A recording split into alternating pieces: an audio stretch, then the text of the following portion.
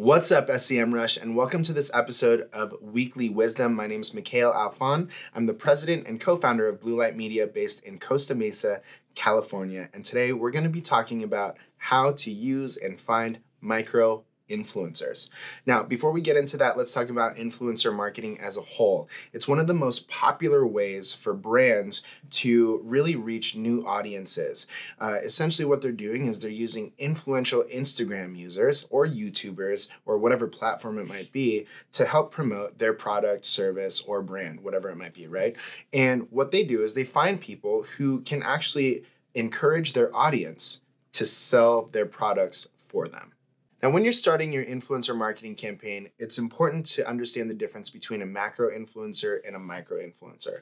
Macro influencers will typically have hundreds of thousands of followers, if not millions of followers, and tend to be a little bit more expensive and generally a little bit more difficult to solidify campaigns with. But this is for the small to medium-sized businesses, and we're talking about micro influencers today. And micro influencers are going to have typically under 20,000 followers. You can push that up a little bit to 30,000 or 40,000, but let's talk about under 20,000 followers.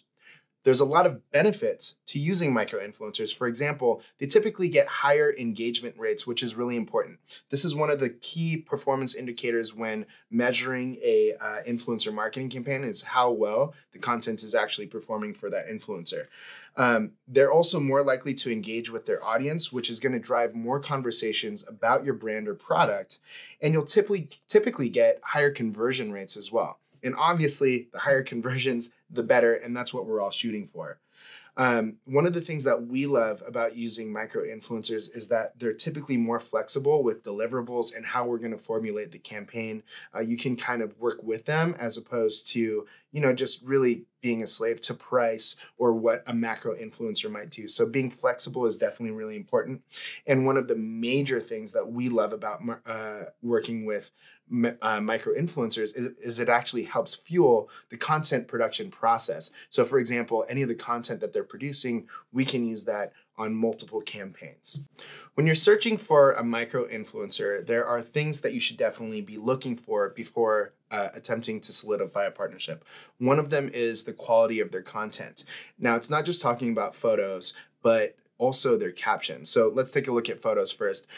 Does the imagery that they are producing, does that actually resonate with your brand? Does that look like something that you're going to share on your own profiles? That's definitely something that's very important to look at. In addition to that, let's talk about their captions. You don't want an influencer who is just putting up one line that doesn't really have any substance to it. When we're working with micro influencers, we really want to look for captions that do have a lot of substance, a lot of heart, and a lot of meat to it. And the reason is that typically will drive more conversations, and it shows that the influencer is intentional about the content that they're producing. So definitely look for those key things when it comes to content quality. The other thing that you want to look at is their engagement. How good is their engagement rate? What you can do is you can divide their engagement by their followers and multiply it by 100 to find what their engagement rate is. And you want to look for at least 20% engagement rate for micro influencers with up to 10,000 followers. Now, once you cross 10,000 followers, there's something weird that happens where the engagement rate does drop significantly. So after 10,000 followers, look for at least a 5% engagement rate. Another way to measure their engagement is whether or not it's authentic. So this is going to take a little bit of research, but tap into their comments and look at what their audience is saying. Does it actually relate to their photo? Are they asking questions about their captions? Those types of things are very important to look at because comment pods, and if you're unfamiliar with comment pods, they're ways for influencers to actually drive engagement inauthentically.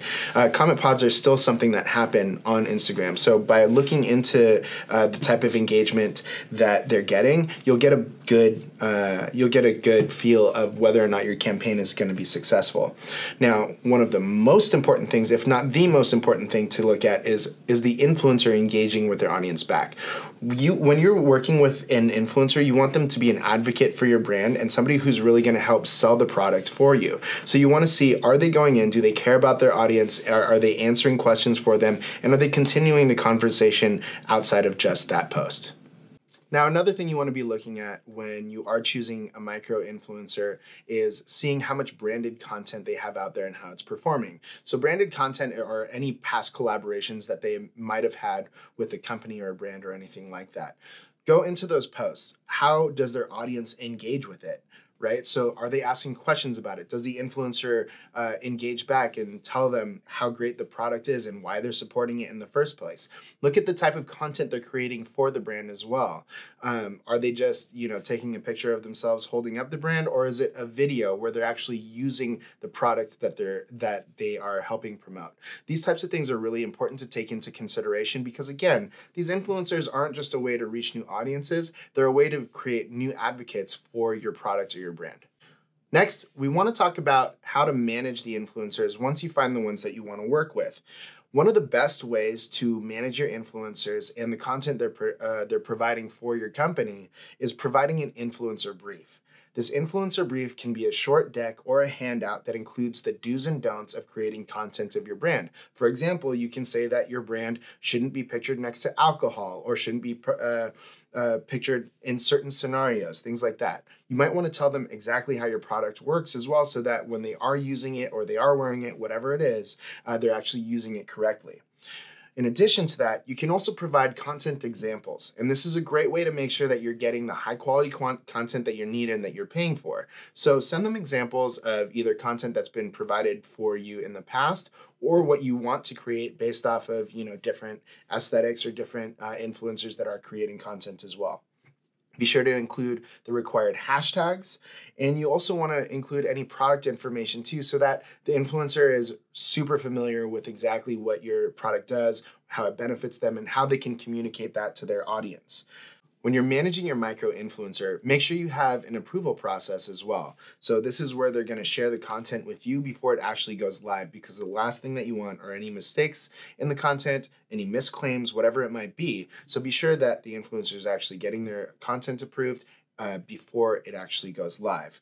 Now, lastly, when you're managing your micro influencers, be sure to support them. Remember that this is a partnership and not just somebody working for you. So share their efforts on Instagram stories, on Twitter, or whatever it might be, or even make announcements that you have new micro influencers working with you and your brand. Now let's talk about measuring your influencer campaign. This is obviously one of the most important aspects of managing your influencer initiatives, so make sure that you do it right.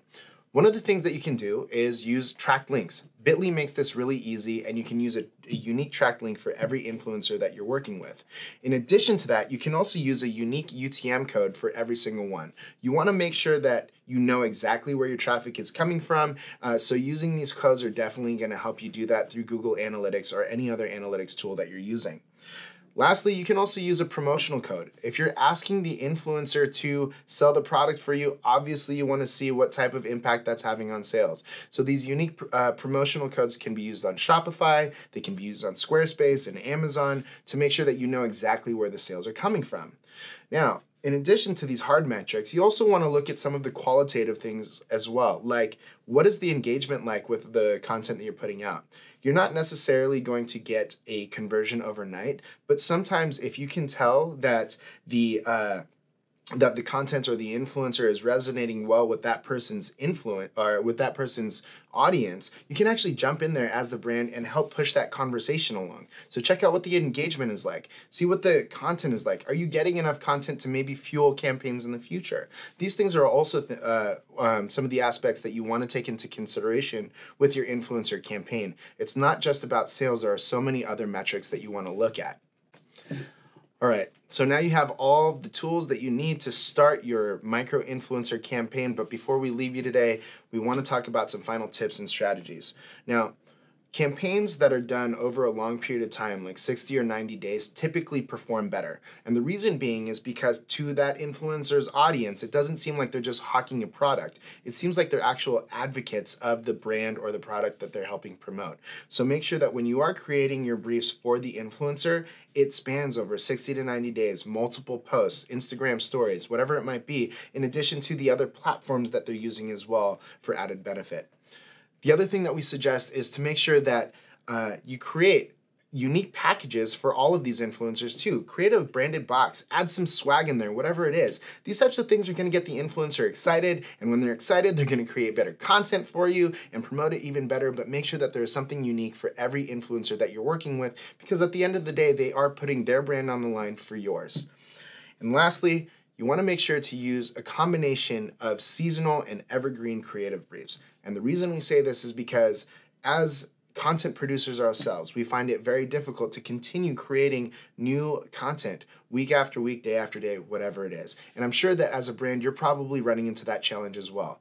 Having a stack of evergreen content produced by your influencers will help fuel other campaigns in the future, like paid or email campaigns, or even print if you have the right permissions. So be sure that you're using both seasonal and evergreen briefs in every campaign that you do so that you have more content to use in the future. Thank you for checking out this episode of Weekly Wisdom brought to you by Semrush. My name is Mikhail, and I hope to see you again soon.